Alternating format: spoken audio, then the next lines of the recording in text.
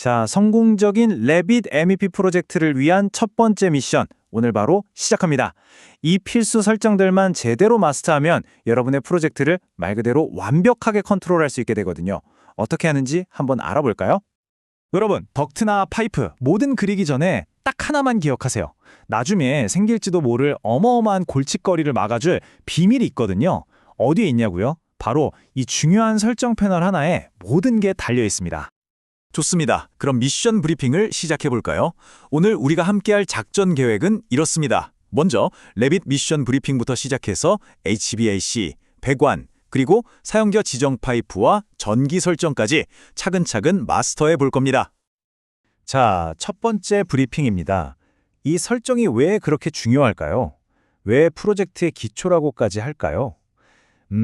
이 설정값들이 단순히 선을 예쁘게 긋는 게 아니라 여러분의 시스템이 화면에 어떻게 보일지, 그리고 더 중요하게는 어떻게 작동할지를 결정하기 때문이죠.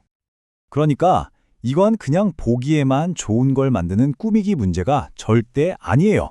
모델의 핵심, 말하자면 뇌를 설정하는 거랑 똑같습니다. 바로 엔지니어링 지능, 그 자체를 만드는 거죠. 모든 정확성은 바로 여기서부터 시작되는 겁니다. 좋아요. 이제 첫 번째 분야로 넘어가 보죠. 바로 HVAC, 난방, 환기, 공조 시스템 설정입니다. 기계 설정 메뉴 안에 숨어있는 핵심 제어 장치들을 한번 찾아보겠습니다. 자, 가장 먼저 눈에 띄는 건 바로 이 은선 설정인데요. 와, 이거 정말 간단해 보이지만 엄청나게 강력한 기능입니다. 이걸 켜면 마치 엑스레이처럼 다른 객체 뒤에 가려져서 안 보이는 부분까지 싹 다 보여주거든요. 자, 화면 한번 보세요. 차이가 확 느껴지시죠? 왼쪽은 그냥 꽉 막혀서 아무것도 안 보이는데 오른쪽은 어때요?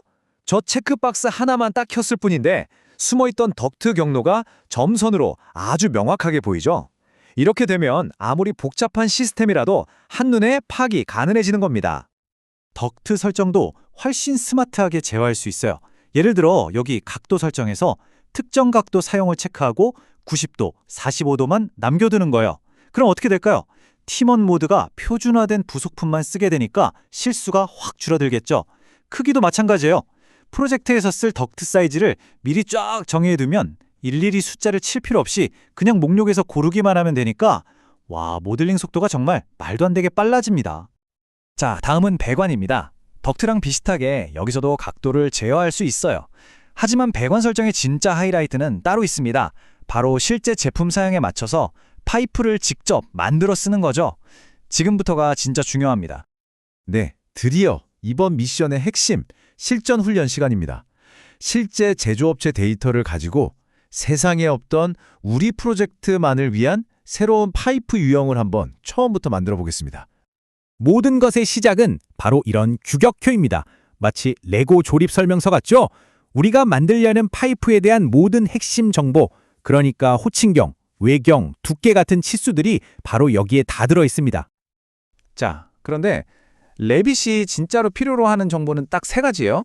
파이프의 이름인 호칭경, 바깥 지름인 외경, 그리고 가장 중요한 내경입니다. 근데 잠깐만요. 표를 다시 한번 보세요. 내경, 즉 ID 값이 없죠? 괜찮습니다. 이건 우리가 직접 계산하면 되거든요. 계산하는 거요? 전혀 어렵지 않습니다.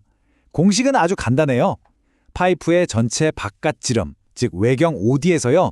파이프의 벽 두께를 2번 빼주는 겁니다. 양쪽 벽이 있으니까요. 즉 외경 빼기 두께 곱하기 2. 그러면 바로 안쪽에 물이 흐르는 공간, 내경 ID가 딱 나오는 거죠. 자, 그럼 아까 그 표에 있던 값으로 직접 계산해 볼까요? 외경이 114.3mm였고 두께가 6.0mm였죠. 그럼 114.3 빼기 6.0 곱하기 2, 즉 12mm. 계산하면 얼마죠? 네, 맞습니다.